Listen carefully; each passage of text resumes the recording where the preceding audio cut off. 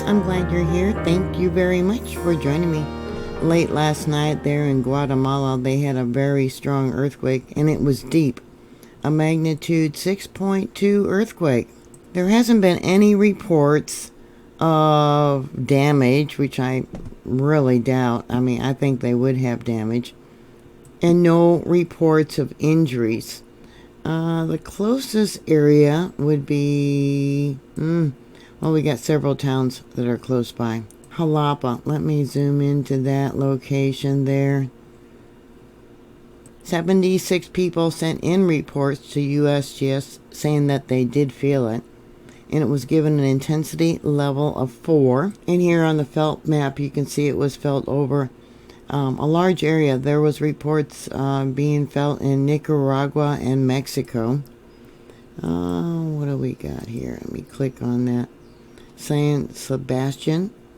That was an intensity level 4. Hi everyone, I'm Mary with Mary Greeley News. Thank you very much for joining me. Please like, share, and subscribe.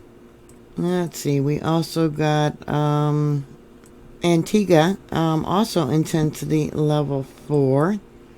And let's see, San Pedro Laguna, intensity level 4. Now, intensity level 4 means it was felt indoors by many, outdoors by a few. At night, well, it was almost 9 o'clock at night there. They would have been woken up. Dishes, windows, doors were rattling. Automobiles rocked noticeably. This was a thrust earthquake, and the tension was applied going a little bit northeast. The quake came from the southwest a little bit. You can see how the fault line slightly rose up, and then moved towards the southwest. But tension is being applied up over here in this direction, which would be northeast a little bit. Here you can see we got the Montagua fault zone. This is one of the largest, longest faults there in Guatemala. This is a left lateral fault, which means the bottom part, if you were looking at it from up above, would be moving to the left. And it forms part of the tectonic boundary between North America plate and the Caribbean plate.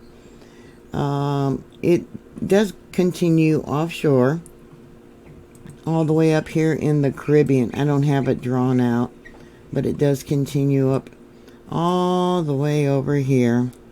So it gets rather confusing when you see the moment tensor ball actually moving towards this direction, but the fault line actually moves in the opposite direction. This fault is about 217 miles or 350 kilometers. It could very well could be longer than that though. And yeah, this is kind of weird. I might not have it drawn out in the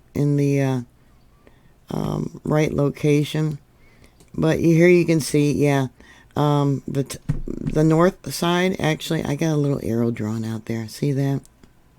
That's the Caribbean plate. It does have a boundary that has north-south trending garbons across the region that show evidence of counterclockwise rotation. Over time, left lateral movement transform fault lies in one of these garbons, which may control a lot of the seismic hazards that they have there in Guatemala City. Motions of the faults here, which have created a counterclockwise rotation, they think is the reason why Guatemala City, which I'm showing you right now, has a lot of damage.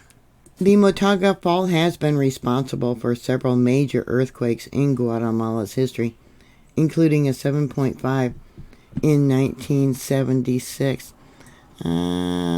Let's see, we got a 7.6 in 1816 that I have.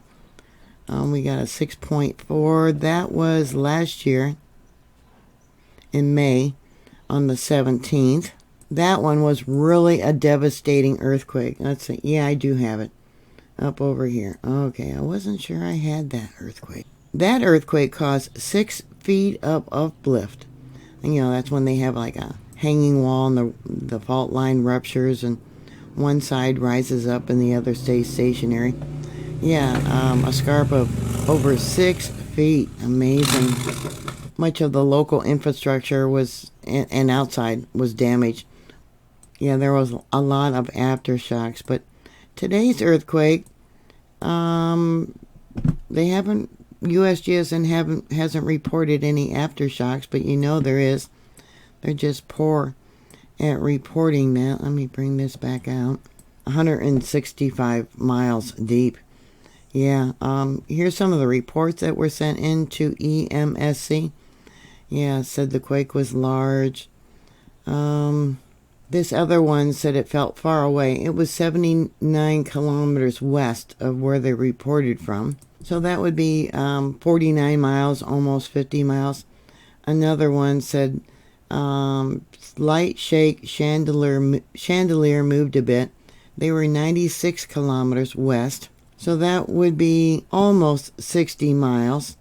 Let's see, another one 119 kilometers southeast. That would be about 73 miles. Said it was strong, maybe lasting a long time. And the movement was side to side. San Salvador said visiting San Salvador just felt a second quake of my life. Entire building felt like it was rolling. Lamps and items on the table were swaying, but nothing fell.